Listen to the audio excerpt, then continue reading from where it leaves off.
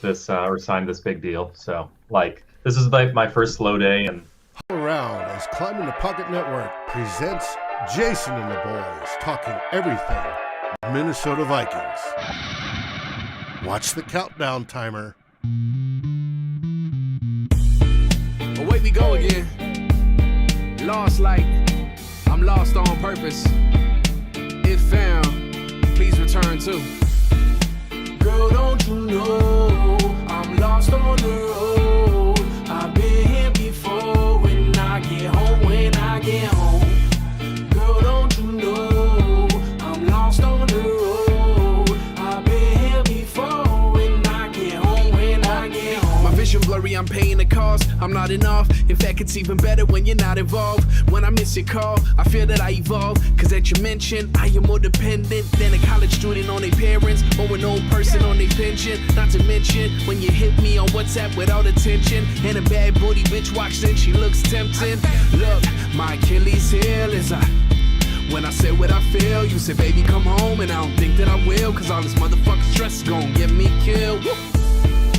Girl, don't you know I'm lost on the road? I've been here before. When I get home, when I get home. Girl, don't you know I'm lost on the road? I've been here before. When I get home, when I get home. Huddle around as Climbing the Pocket Network presents Jayson and the boys talking everything Minnesota Vikings. No, I can't play these games. No, you can't disrespect and call me names. Sending me signals like you about to switch lanes. Well, go on, do your thing. Go on, do your thing. I mix champagne and propane, get lit. I'm trying to forget all the things that you said, all the things that we did. Girl, don't you know I'm lost on the road? I've been here before. When I get home, when I get home. Girl, don't you know I'm lost on the road? I've been here before. When I get home, when I get home.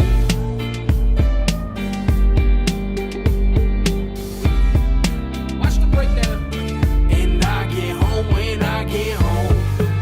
You just gonna act like we normal now. Good luck. Don't you try to call me with that bullshit, telling me it's sorry. You act too quick.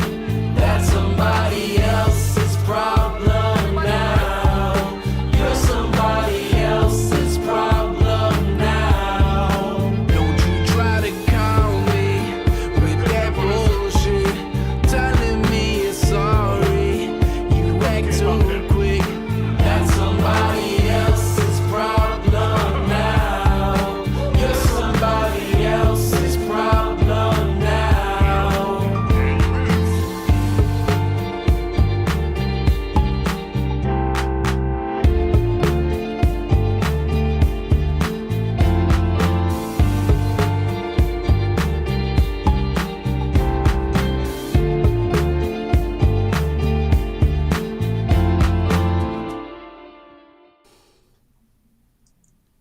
Hey everybody, it's Dave here.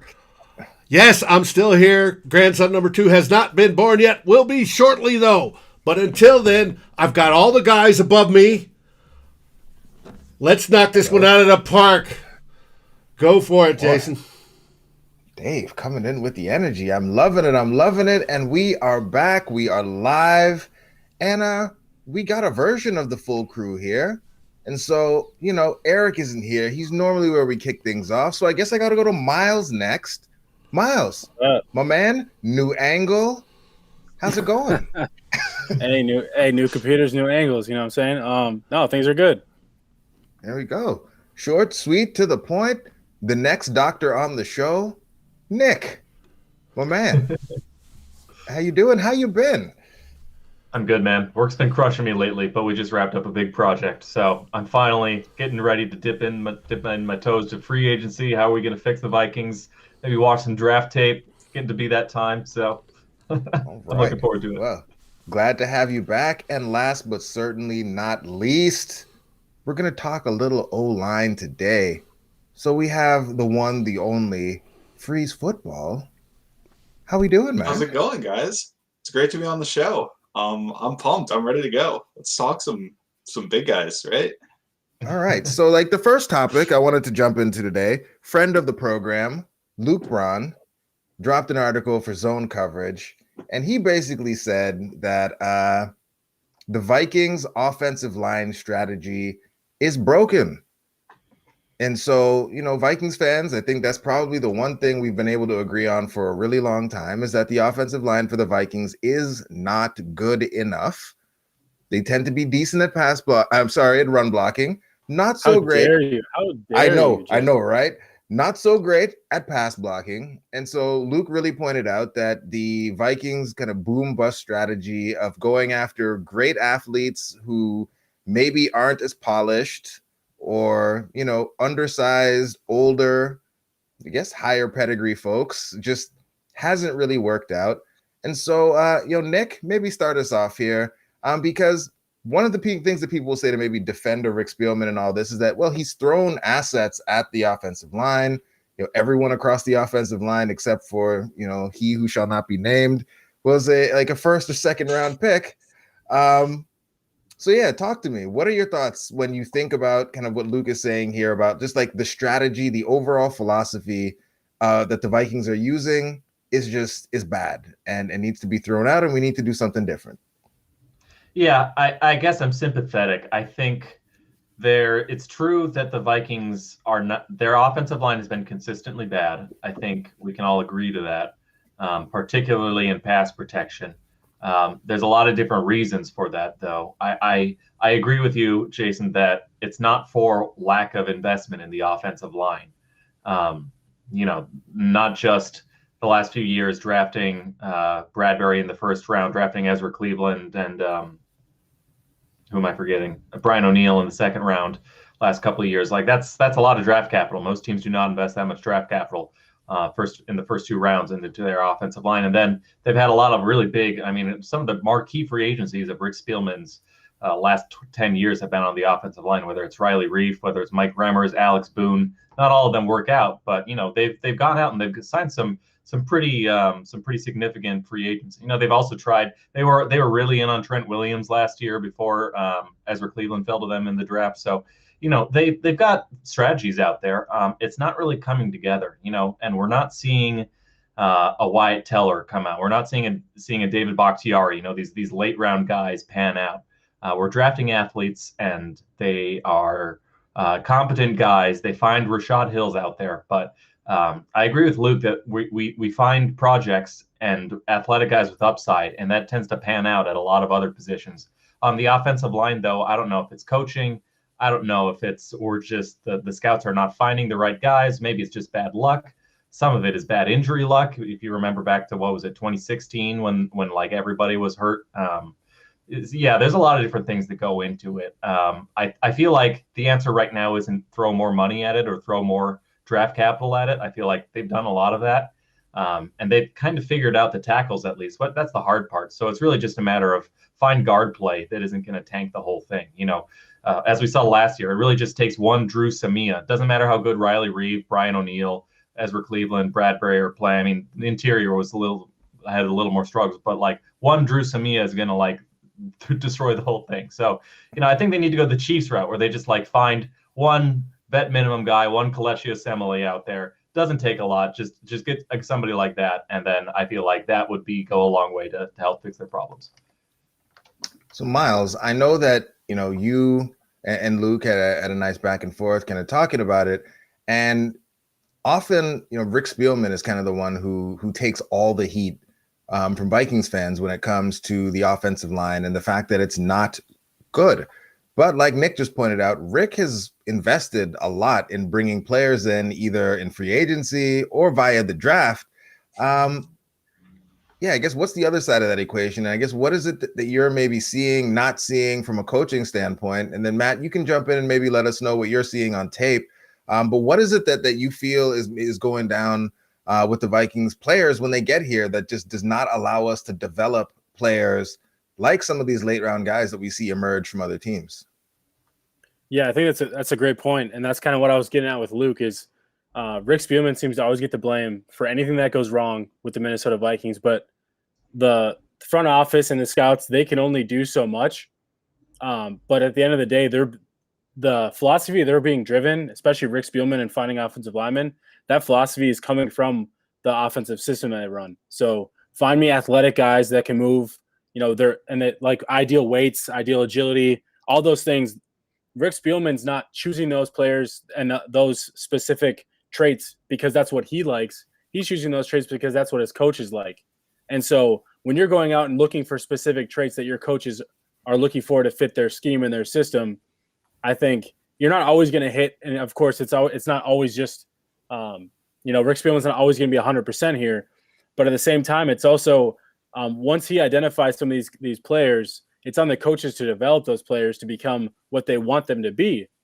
And so I think it just becomes a little too much for me when people blame Rick for offensive linemen not panning out all the time. Not everyone, of course, certain picks, those guys just aren't good football players. That happens. But at the same time, it's a coach's responsibility to develop and train up these players because that's what they're asking for. So like I said, Rick can only take and find so many guys and say, hey guys, you have to make some of these guys work. You have to make some of these guys better because we either we don't have the money to go fill that hole in free agency or B, we don't always have the draft capital to continue to invest first, second, third round picks in some of these players. So you're going to have to take the 4th, 5th, 6th round guys and start developing them into, at least backups, rotational players. And it feels like to me, that's where that's where coaching comes in. Coaching has to find a way to develop some of these guys into being better than the worst player at their position in the league, like a Dakota Dozier, like a Drew Samia. Like that's on the coaches, in my opinion, to make them better than the worst player at their position. They don't have to be world beaters. They don't have to be all Pro Bowl level players. It's on the coaches to make them better than what they currently are. And I think that's where we're seeing the struggle. So yes, as much as you want to blame Rick for selecting some of these players, he's also being driven by the coaches on who he's identifying and running through those coaches who they like on tape and those types of things. So it's not just a only Rick Spielman situation. It's also on the coaches as well. Yep. And Clifford, definitely. to answer your question, Clifford, they ranked 30th in pass blocking efficiency last season per Pro Football Focus. So not good. Not good when we're ranking the offensive line. Sorry to cut you off, Matt. No. That's good information there. And I think actually, Myles, you raise a very good point that it's the coaching staff in addition to the front office working together. And I really do think they've done a good job identifying the profiles that fit the system, right? I think the players that we've taken have athletic profiles that fit the wide zone scheme, which requires lighter, more athletic offensive linemen. I think kind of where they go wrong is, and that pass blocking efficiency brings up a very good point, Jason. And I'm going to do a little bit of an Eric Eager impression here, hopefully, and talk about, the offensive line is a weak link position, right? You have strong link positions and you have weak link positions, where a defensive line is a strong link position. If you got one guy who can repeatedly win, that's very good for you on the defensive line. And on the offensive line, if you got one guy who will repeatedly lose, that's bad for you, right? Because it only takes one pressure on a play to fail, right? You can have one guy beat the offensive lineman and get a sack, or you can have 3 guys beat the offensive lineman and they'll get a sack. And maybe the 3 guys is worse, but the result is still the same on the play, right? It's still a sack. So the main issue with the Vikings has been avoiding the pitfall of having that worst offensive lineman like Myles is talking about. And if you look at the coaching staff turnover that they've had over the time frame, I really think it's possible that the offensive line coach has been the problem within that time zone, because the one good offensive line we had really in the Mike Zimmer era, I would say, was 2017, where they performed well above their expectation with Tony Sparano as their offensive line coach, right? And unfortunately, he passed away right before the 2018 season. Since then, I think you have seen a bit of an improvement under Rick Dennison overall for the offensive line compared to maybe what we've seen previously. But also the focus has been more on run blocking than pass blocking. And I mean, I think we all agree that the passing game is more important than the running game, but what they've done has been building around this wide zone scheme, and they've been looking at better run blockers. Dakota Dozier was a much better he wasn't a great run blocker, like, don't get me wrong, right? But he was a much better run blocker than he was a pass blocker, right? And we seem to not care about pass protection. Josh Klein was a pretty solid pass protector. He was worse in the run game than he was as a pass protector, right? And we got rid of him because we wanted to have that cohesion as a run blocking unit. I would say I don't agree with that move, right? But it seems to be the direction and maybe concussions too, but yeah. Sure, yeah. But to your point, what's funny to me is the Vikings are weird about how they're identifying their interior offensive line in terms of their athletes, because I just did a quick. I just like to see, like, when the Vikings offensive line and their athletic profile. Like, Dakota Dozier doesn't profile as an athletic offensive guard. He's 6'4", 313 pounds. At least this was coming out of college. Ran a 5'4", 240, 12th percentile in agility, 14th percentile in speed. So, like, he doesn't even fit some of the prototypical, metrics of what they look for in an athlete to fill this scheme. So it's always funny to me how they'll find those guys that, like a Dakota Dozier, that don't fully fit the scheme athletically, but they still like the guy because they know what he can do in the run game. Mm-hmm. Well, maybe find some of these lesser athletes, but they're better in pass protection. And like to your point, like a Josh Klein isn't, as athletic maybe, or as good in the run game, but he didn't hurt this run, the run offense. I'm not saying he was like, oh wow, he's a great offensive a run blocker, but what he did was he helped Brian O'Neill and he helped the interior offensive line in terms of pass protection. And I think they need to start identifying a little bit more of how they're at least find a balance, because it can't just be a focus on the run game and forget who cares what they do in the pass game because the quote unquote scheme will cover it up, because it should be the other way around. The scheme will help you cover up in the run game more than it will in the pass protection. So I think they should be altering a little bit of that philosophy. Well, yeah, I think I would agree with that very much, actually. And one of the things with a wide zone scheme, right, is you have like 3 different reads that you can hit on every single play, right? Yep. And Dalvin Cook is one of the most like mentally proficient running backs in the league, right? He's incredible at identifying and pacing behind the line of scrimmage to create holes that aren't there. And I think I would rather trust Dalvin Cook to cover up for my offensive lineman's mistakes than I would for Kirk Cousins to cover up for my offensitive lineman's mistakes, right? Exactly. I'd rather trust Dalvin on the ground and, making guys miss than Kirk making guys miss. I think we're paying, you can say what you want about paying running backs and that sort of thing, but I think Dalvin has that ability to do that and kind of cover some of those warts.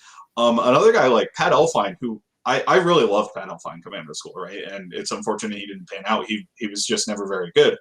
But he didn't have the athletic profile, but in college at least, he had the tape where he was able to do things that would have made him fit in a wide zone scheme, and he just didn't end up having the strength or whatever it was to pan out in the NFL. So there is a bit of an evaluation issue there, especially lack of strength is something we seem to overlook in offensive line. But they're wrestlers, Matt. They're wrestlers, so it's okay. I mean, look, don't get me wrong. Wrestler, like being a former wrestler, is a great trait for an offensive lineman to have, right? I agree. But if they can't anchor, I don't know what to tell you. So, yeah. So Nick, you've often, come on and not necessarily defended the run game. We put you on the spot often, and you've been able to speak to the wide zone and why the wide zone is kind of, a cheat code in many ways. You see a lot of teams running it kind of, what's old is new all over again, and having great success. It's, been able to not necessarily make, but maybe cover up some of the deficiencies you have in some quarterbacks that aren't top tier, but it enables you to still have an offense that's able to run at a very efficient clip. And so kind of with all the things that we're able to do with the wide zone and all the actions we're able to run off of it, and the fact that, Kirk Cousins in this system has played very well throughout his career. You have other quarterbacks like Baker Mayfield putting up career numbers in this. Jared Goff has looked good in the system. And these aren't guys, sorry, Ryan, I know that you're watching, that we would consider to be in that top flight of NFL quarterbacks.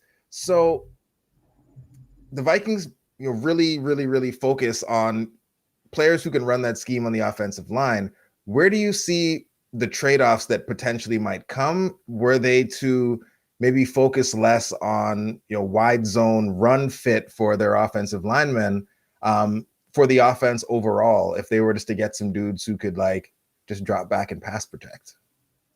Yeah, it's kind of what we've already been mentioning so far. Is the idea is to not be in a drop back game situation. We don't want to be in the shotgun, running deep drop backs or running 7-step drop backs under center. We'll mix in a little bit of those timing under center West Coast concepts, or at least we did last year under Kubiak and we did with Stefanski. But the idea is not to be a modern shotgun spread offense.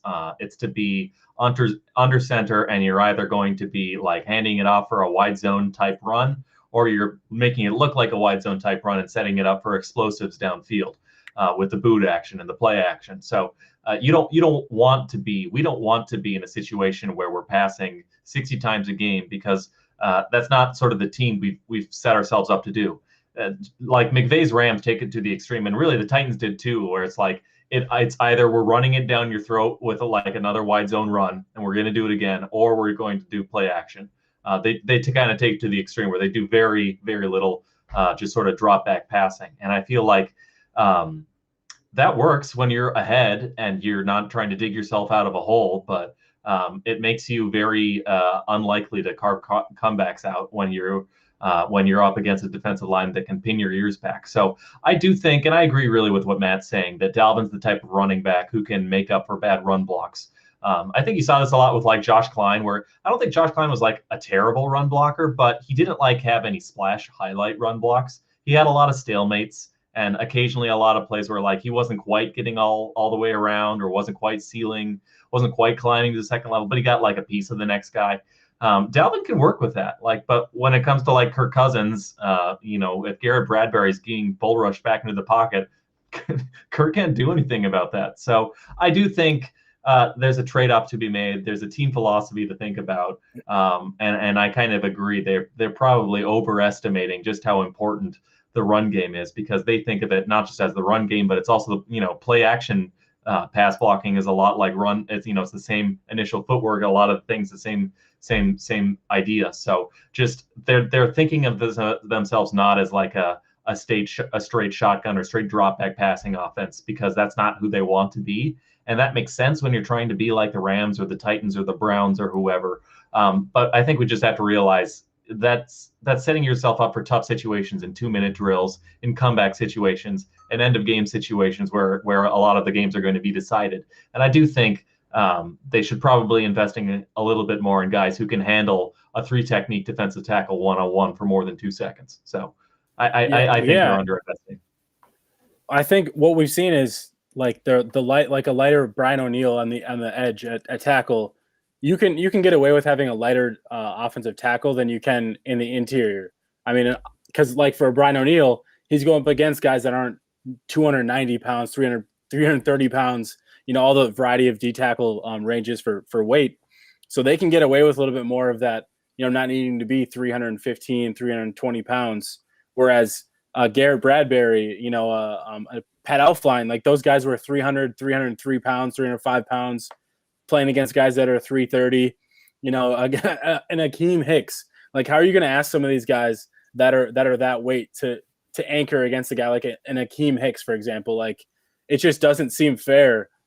If Garrett Bradbury was out on the edge playing offensive tackle at his weight, it makes a little bit more sense. Obviously with the short arms, that not trying to say he should move out there, but just the ability and the size, I think they need. I understand where they're going with what they want from their guys, but I think you could find athletic guards that don't need to be 300 pounds, 295 pounds. They could be 310, 315 pounds. You could find some of those interior guys that have a little bit of athleticism too. So I think, their weight threshold probably should go up a little bit higher than where it's been. And just to add on to that too, I don't think you need to jettison all of your lighter interior offensive linemen, right? Sure, but you need to protect them, right? Because if Garrett Bradbury is, the defense can scheme it up so he's one-on-one against a defensive tackle. Grady Jarrett's eaten his lunch each of the past 2 seasons, right? Just completely destroyed him. So other teams can scheme it up so they get one-on-one matchups with Bradbury, and maybe you'll lose those. And, I mean, other football teams are good at football, right? You're not going to win 100% of your matchups every single time. But if you can have two guards where they can anchor and Bradbury's primary job becomes assisting in pass protection rather than, the guy to the left of him and the guy to the right of him are also going to lose, like in pass protection, which is, I mean, no, you're right. It's what happens, right? Like, just the entirety of our interior offensive line just lost when we went up against quality interior defensive linemen, right? Like, no, you didn't have, and I think Bradbury actually played a lot better in 2020, right, than he did in 2019, especially in pass protection. But when it's like, if a guy is losing, like, if each of those guys are losing 10% of the time, that means one out of every three dropbacks you're having a pressure, right? Well, and at one point, Bradbury had Drew Samia and Dakota Dozier on both sides of him during a game. And how you like, I put expectations on Bradbury pretty high because he was an older player coming out, and he's a first round pick. So, like, he should be helping some of these lesser players, but at the same time, you can't ask him to be extremely successful when those are his guards next to him either. So yeah. It's a miracle that we won the Texans game. Like, it is a miracle that we won that game, because if you go back and watch the tape, every single snap, either Dakota Dozier or Drew Samia is losing. What could have been PJ Hall with the Minnesota Vikings? Yeah. He was eating their lunch. Oh man. So, and one of the things that Matt, help. Oh, go ahead, Nick. Go ahead.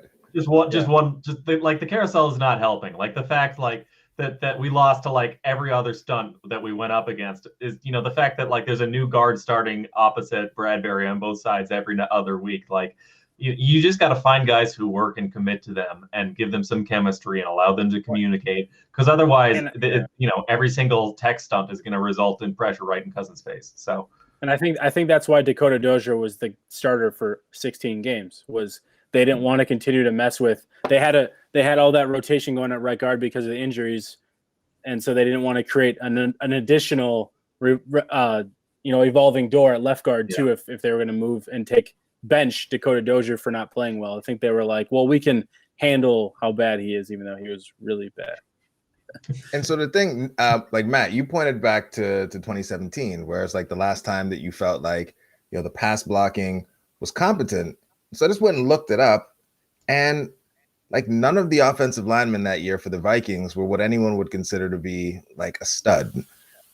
They were all like just okay players, which goes to kind of what you were saying about it being a weakling system. All of us just need, we just need, some average guys across the board. And so this will kind of like segue us into some of what Nick was talking about right now, as is typically the case during the offseason, because the offensive line tends to be a glaringly terrible part, in part because our system is not just set up for us to be able to come from behind. We ask guys to do one thing for most of the game, and then we get behind and we ask them to do something that they're just not capable of doing, which is just drop back, pass protect. They're just not built for it. They can't do it. And so we get embarrassed. But as we're thinking about it now, like, who are some dudes that are just like we think could just come in and just be okay? Like, to Miles's point, come in and not be the worst at their position in the league. If we're looking at, draft, free agency, whatever, like, Matt, do you have any guys that you've kind of, fallen in love with at this point in the process that you're like, don't cut I would like Riley the Vikings Reef to bring that guy in? Don't cut Riley Reef. Start there. That's all I ask. Yeah, no. First of all, absolutely do not cut Riley Reef. We do not want him to be a cap casualty. So, and to be honest with you, Jason, I can't say I know enough about the guards across the league, right? It's the right answer. Outside of like the top tier ones, right? Like, I guess Joe Tooney is up and Brandon Sheriff's up again, but as we've been talking about, I don't think that necessarily solves our problem, right? We need, I guess, first of all, we need to make a decision what we're going to do with Ezra Cleveland long-term, right? If he is our right or left guard of the future, then I guess we got to commit to that, right? So that probably shores up one. But if we want to make him our left tackle of the future, that also means what do we do with Riley Reef? He was awesome last year. He was, I shouldn't say awesome, but he was very good last year, right? And he's worth his contract. And to Jason's point, we don't necessarily need superstars along the offensive line, but we need 5 competent players. And Reef is one of those 5 competent players. I think he could kick inside to guard, so that could be an option at guard if you like Ezra Cleveland at left tackle if you're the Vikings, which would be awesome. If he's that good, I see Myles is making faces there, and I kind of agree with him. Like, it would be a huge risk to do that, right? The option of drafting a guy in the first round, the problem with drafting guys is you have to hit when you're drafting them, and I don't necessarily trust the Vikings to hit on drafting an offensive lineman, right? So the other problem is, as I said, one player doesn't solve your problems. It's probably at least 2 players, because even if you have 4 starters right now, you probably want at least one backup in case a guy gets injured who's a solid player. So if you can find a mid-market guy who you like, and I mean, I just pulled up some names here. There's Brian Winters and John Feliciano from the Bills. They had a pretty solid offensive line this past year. Joe Haig, I remember from a while back. That's not true, Ryan. That's not true, Ryan. I honestly have no idea if he's been any good. Senio Clemente just got cut by the Texans. I think he's more of a versatile backup guy. You know, they might be able to find a diamond in the rough in free agency who fits their needs. But I can't tell you that guy right now, to be honest with you, Jason. Yeah. Myles, who's your guy? Are you agreeing with Evan? Are you agreeing with Evan? Where's Evan? Where's Evan? Evan, I like Evan Blythe. shouting out the man Blythe. So I like Blythe. I think the center guard flexibility that he has, like, I think that's an important position the Vikings like to have. I think same with Nick Easton. So, like, for me, if they were to, let's say they bring in Nick Easton, he's competing at left guard, but at the same time, whose shoes he fills is more of a Brett Jones than like a true starting left guard, because Nick Easton wasn't the greatest guard or center, but he gives you that versatility. And in New Orleans, he was able to play all 3 interior positions. I think that's an important backup to have. Like, you need to have that. Mm-hmm. And so that depth is important. Austin Blythe kind of brings that too. I think he's a step above, a Nick Easton in terms of that, but he shouldn't cost much more money. I guess in quote unquote diamond in the rough, he was a draft darling a few years ago. Forrest Lamp suffered a lot of injuries in the pros. It took him a little while to kind of get going, but this last year looked like he played pretty well. He could go back to LA, but I was just looking at his player profile. I forgot about him a little bit. That dude's athletic as hell, like 6'4", 310 pounds, ran a 5'5" flat 40, 80th percentile agility. His testing's off the charts and fits exactly what the Vikings are looking for interior offensive linemen with his athleticism. So I think, you plug him into the system at left guard, he could be the type of guy that, that could, maybe become an average starter for this offense. So I think he's a guy that I think they should look at targeting. Boom. I love it. All right. Well, we've made it. We've talked about all the things offensive line that I think we can handle for the day. And Dakota Dozier will be back. I feel like he's going to be back. I think that's probably. I mean, 100%. Nobody else wants him, so right. Probably have him for cheap. I mean, there are guys out. I like Matt Filer out of Pittsburgh. He's got both tackle guard flexibility. I feel like he might be a nice deal for somebody. I feel like who is it on the Giants might be a cap casualty. It's not Tooney. The one they traded for from the Browns. Yeah, the Vikings. Kevin Zeitler.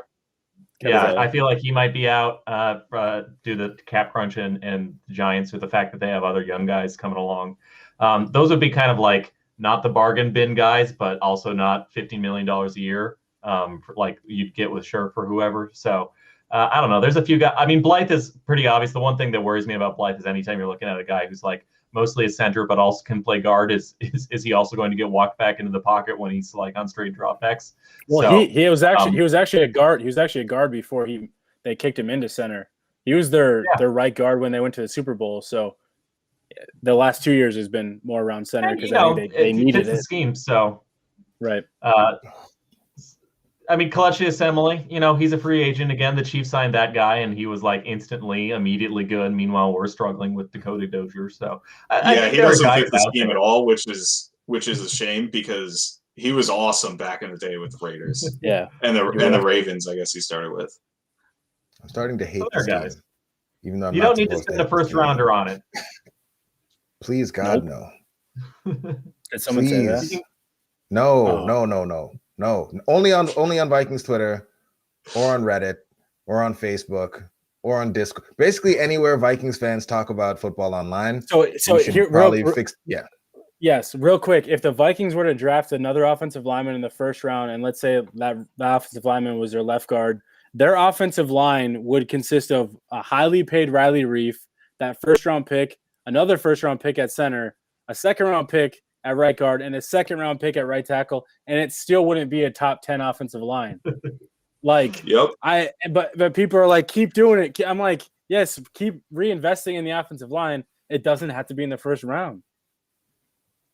The problem with the Vikings is they go like boom or bust on the offensive line while just being like merely good enough at quarterback. they got it completely screwed around. They need to be they need to be boom or bust at quarterback and just good enough at the offensive line. That's how you don't need to spend first rounders on athletic. He might bust, but if he's good, he might be a Hall of Famer while paying Kirk Cousins. You need to do the other way. Wait, who is this person and what have they done with Nicholas Olsen? Welcome I think he's been consuming too many Deshaun Watson trade rumors recently. Yeah, that's true. That is. I mean, Kirk's fine. He's good. You could win a Super Bowl with Kirk, but like, if there's a place, that's always what you want people to say about your quarterback. He's fine. He's fine. He's all right. Yeah, exactly. That's definitely what you want. If everything's perfect, he could win a Super Bowl. He's legitimately good, but like you could also do better. And when you can do better at the most important position in football, you want to.